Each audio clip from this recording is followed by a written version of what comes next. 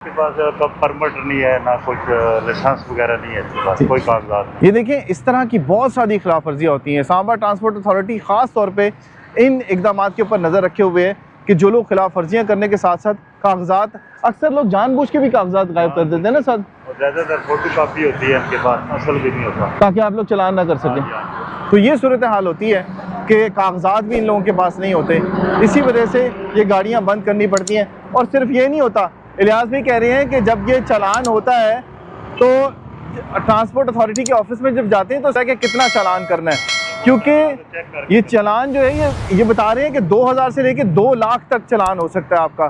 तो ये जितनी खिलाफ वर्जियाँ, अगर इनसे बचना है आपने, तो इस तरह की जो चीज़ें हैं उनका ख्याल रखना पड़ेगा आपको, तभी आपको जो है वो छूट मिल सकती है। ख़ासतौर पर इस्लामाबाद के अंदर आप जब इंटर हो सकते हैं। अब ये गाड़ी क्यों रोकी गई है, इसके बारे में पूछते हैं कि इसको क्यों रोका गया। उस्मान साहब, इसको क्यों रोका गया सर? इसके पीछे बंदा लटका हुआ था जी।